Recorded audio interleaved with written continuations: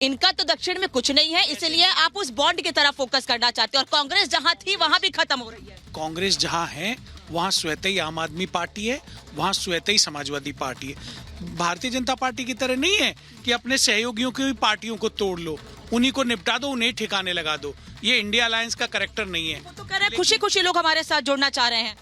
नहीं, मुझे तो नहीं लगता खुशी खुशी जुड़े हैं। पहले तो चाकी पीसिंग, फलाना करिंग और भ्रष्टाचार 70,000 करोड़, उसके बाद ईडी की जांच, और उसके बाद वो लोग भारतीय जनता पार्टी में गए हैं। तो वो जो पूरी प्रक्रिया है उनके भाजपा में जाने की, वो कोई सहज प्रक्रिया नहीं है, वो असहज है और देश में उसके ऊपर भारी चर्चा है। लेकिन मैं चुनाव आयुक्त का जो शेर आपने सुनाया, मैं उसके ऊपर कहना चाहता हूँ। आप भी शेर में जवाब देंगे? नहीं, मैं शेर में जवाब नहीं दूंगा। मैं तो इतना ही कहना चाहूंगा कि चुनाव आयोग के एक सदस्य, एक चुनाव आयुक्त थे जिन्होंने अभी 4 दिन पहले इस्तीफा दिया है, उसके ऊपर कोई जवाब नहीं आया है देश का। और जो 2 नए चुनाव आयुक्तों का चयन हुआ है, उसमें नेता प्रतिपक्ष अधीर रंजन चौधरी जी ने अपना डिसेंट नोट दिया है।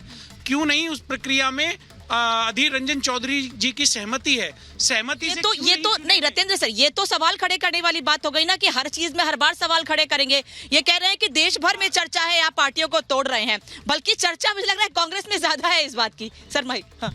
मैं सिर्फ एक बात कहूँगा, मेरे हिसाब से भारतीय जनता पार्टी जो है उसने अपने अलायंस में लाके एनडीए ने अपनी टीम तैयार कर ली है। उनकी टीम रेडी है और बैटिंग फुल स्विंग पे बैटिंग करने को तैयार है। लेकिन मैं तो पूछना चाहता हूँ बाकी ऑपोजिशन पार्टियों से, इंडिया अलायंस से अभी तक ना तो उनका स्कीपर बना है कि कौन उनका स्कीपर होगा, ना बना है कि उनकी टीम में कौन कौन है। अभी टीम में ही झगड़ा चल रहा है, कभी समाजवादी का, कभी कांग्रेस का, कभी आपस में ही बोल दिया। टीएमसी ने साफ साफ मना ही कर दिया है कि हम ज्वाइन नहीं करने देंगे। तो अभी जब पहले भैया अपनी टीम तो बना लो, जब टीम बन जाएगी तब आना। कब बैटिंग करोगे? भारतीय जनता पार्टी ने तो ऑलरेडी बैटिंग चालू कर ली है। उस टीम में है चंद्रबाबू नायडू, जयंत चौधरी, नवीन पटनायक, देवगौड़ा जी, अजीत पवार, दुष्यंत चौटाला, चिराग पासवान।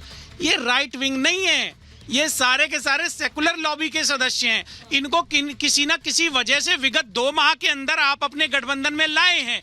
इसका मतलब 400 पार का जो आपका नारा है वो सिर्फ हवा बना रहे हो। आपको अपनी वो तैयार है ना, वो कह रहे हैं सर। अवधेश जानती कुछ कहना चाह रहे हैं, संजय जैसे रिएक्शन ले लूं। वो कह रहे हैं पूरी तरह तैयार है, इसलिए हम दावे कर रहे हैं और हमारे काम से जनता खुश है, दूसरी पार्टियां खुश है, बल्कि जो कभी विरोध में थे वो हमारे काम से खुश है, इसलिए हमसे जुड़ रहे हैं और आपको दिक्कत हो रही है। अनामिका जी बिल्कुल ठीक है, ये तैयार हैं, देश की जनता भी तैयार है। दूसरी तरफ ये भी देखना होगा, और प्रधानमंत्री जी का बौखलाहट और घबराहट बिल्कुल साफ दिख रहा है जब वो कहते हैं 400 पार। ये जनता का प्रधानमंत्री तो ये भी कह रहे हैं, प्रधानमंत्री तो ये भी कह रहे हैं कि ये औपचारिकता है, जनता ने पहले ही जीत का ऐलान कर दिया। प्रधानमंत्री तो ये भी कह रहे हैं। नहीं, ये तो और खतरनाक है जब इनके बागपत का सांसद कहता है जनता के बीच कि तुम वोट दो या मत दो, आएगा तो मोदी। और यही बात संसद में, और जनता पर भरोसा है और जनता को हमारे काम पे भरोसा। वो जनता को ही तो बोल रहे तुम वोट दो या मत दो, आएगा तो मोदी। जनता में बोल रहे हैं, जनता की सभा में बोल रहे हैं उनके सांसद। तो इसका मतलब मोदी जी ने कॉन्फिडेंस दे दिया है सबको, तुम चिंता मत करो, हम तो तुमको जिता के देंगे यहीं से। ये दुर्भाग्यपूर्ण है। लेकिन मैं स्पष्ट रूप से यदि चुनावी माहौल है, मैं इस पे बात करना चाहता हूं अनामिका जी कि चुनाव देश में देश के अहम मुद्दों पे होने चाहिए। उसमें महंगाई है, बेरोजगारी है। सर मुद्दों की बात करेंगे, अवधेश जी भी कुछ कह रहे हैं, प्रेम जी भी मेरे साथ है। लेकिन इस बीच एक बड़ी खबर आपको बता दें, समाजवादी पार्टी ने 5वीं लिस्ट जारी की है। धर्मेंद्र यादव आजमगढ़ से चुनाव लड़ेंगे। आजमगढ़ जहां से चर्चा थी कि अखिलेश यादव चुनाव लड़ सकते हैं, वहां से धर्मेंद्र यादव के नाम का ऐलान कर दिया गया है। और नोएडा से डॉक्टर महेंद्र नागर को समाजवादी पार्टी ने टिकट दिया है। अब आजमगढ़ में क्या हो गया, बार बार सवाल यही उत्तर प्रदेश से उठ रहा है कि आखिर ऐसा क्या हो गया है कि आजमगढ़ से अखिलेश यादव चुनाव नहीं लड़ना चाह रहे हैं। बीजेपी ने तो खुली चुनौती दे दी है, वहीं जो मौजूदा सांसद है वहां से निरहुआ ने भी चुनौती दी थी कि यहां से आके अखिलेश यादव चुनाव लड़के दिखाएं। मैंने जो काम किया है, मैं उस भरोसे पर जनता के बीच जा रहा हूं और जनता अपना प्यार मुझे देगी फिर से। धर्मेंद्र जी आप बता दीजिए, सवाल अखिलेश यादव को लेकर हो रहे हैं तो चुनाव नहीं लड़ रहे हैं आजमगढ़ से। एक चुनौती आपके चैनल के माध्यम से मेरी भी है, अगर है हिम्मत मोदी जी की तो अयोध्या से चुनाव लड़के दिखाएं। आप पूछिए उनसे, अगर भाजपा भारतीय जनता पार्टी चुनौती तो वाराणसी से नहीं, मैं अयोध्या चुनौती दे रहा हूँ। उन्होंने राम मंदिर बनवाया, अयोध्या चुनाव लड़े। अखिलेश यादव पे बात नहीं, मैं मोदी पे बात कर रहा हूँ। नेता आपके अखिलेश जी हैं या मोदी जी? नहीं, मोदी जी कहाँ क्यों नहीं चुनाव लड़ना चाहते मुझे बताइए। अयोध्या चुनाव क्यों नहीं लड़ना चाहिए बताइए। आप भी बताइए, आजमगढ़ से अखिलेश यादव को क्यों नहीं लड़ना? ये पार्टी नेतृत्व तय करेगा कौन कहाँ से चुनाव लड़ेगा। यही बात तो दूसरी पार्टी नहीं में भी लागू नहीं बिल्कुल, वो तो उनके लिए एसयूपी है ना, वो तो कह रहे हैं हमने राम मंदिर बनवाया, हमने देश के लिए बहुत बड़ा काम किया। प्रेम शुक्ला, प्रेम जी जवाब दीजिए इस पर। मैं सवाल पूछ रही हूँ अखिलेश यादव पर, लेकिन यहाँ जो समाजवादी पार्टी के प्रवक्ता वो कह रहे हैं प्रधानमंत्री अयोध्या से चुनाव लड़े। देखिए, काशी से चुनाव लड़ने का आदरणीय मोदी जी का संकल्प जो है वो पार्टी ने उस तय किया है, लेकिन जिसकी खुद अकेला व्यक्ति ही जो पार्टी है, जिसने अपने पिता को अपमानित करके पार्टी पर कब्जा किया हो, जिसने अपने चाचा को अपमानित किया हो, ऐसा व्यक्ति कह रहा है कि वो पार्टी नेतृत्व ने तय किया है। अखिलेश यादव के अलावा पार्टी नेतृत्व क्या है भाई सपा का? भारतीय जनता पार्टी का तो पार्लियामेंट्री बोर्ड है, भारतीय जनता पार्टी की तो सेंट्रल इलेक्शन कमेटी की मीटिंग होती है, समाजवादी पार्टी की आपने पार्लियामेंट्री बोर्ड देखी है मीटिंग होते हुए? उनकी सेंट्रल इलेक्शन कमेटी की मीटिंग कब हुई, जरा तिथि बता दें।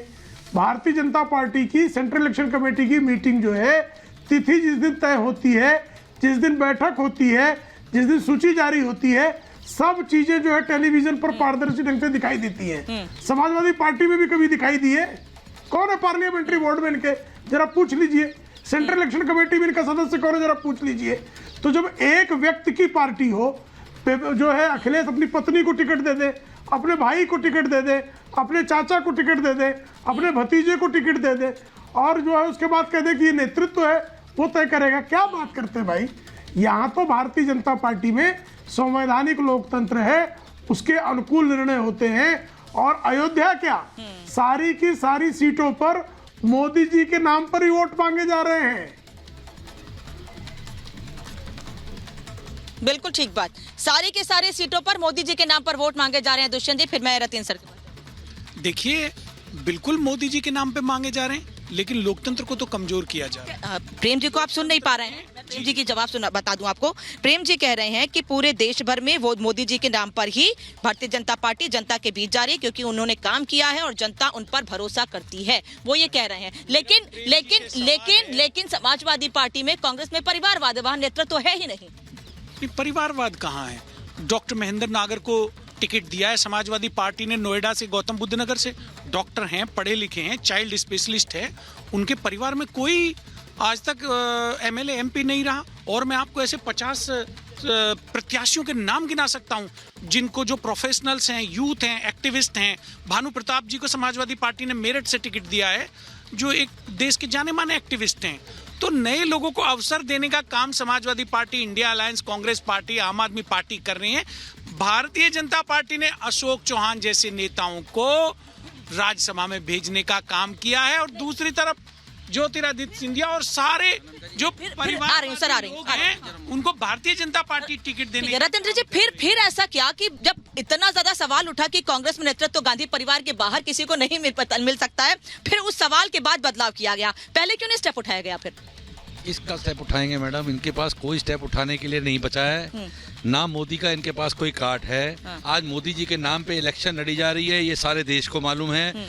ये जो बात कर रहे हैं कि मोदी को आके राम मंदिर बनाया है, अयोध्या में लड़ना चाहिए, मोदी जी की सीट डिक्लेयर हुए 15 दिन से ऊपर, 20 दिन से ऊपर हो चुके हैं। मैं इनसे पूछता हूं, अभी तक अखिलेश यादव जी की सीट डिक्लेयर नहीं हुई। चैलेंज तो तब है वो जाके बनारस उनके सामने लड़ ले। हिम्मत है तो कोई और नेता लड़ ले, मालूम पड़ जाएगा कि किसमें ताकत है। राज्य में नेता प्रतिपक्ष ऑलरेडी विधानसभा के सदस्य हैं,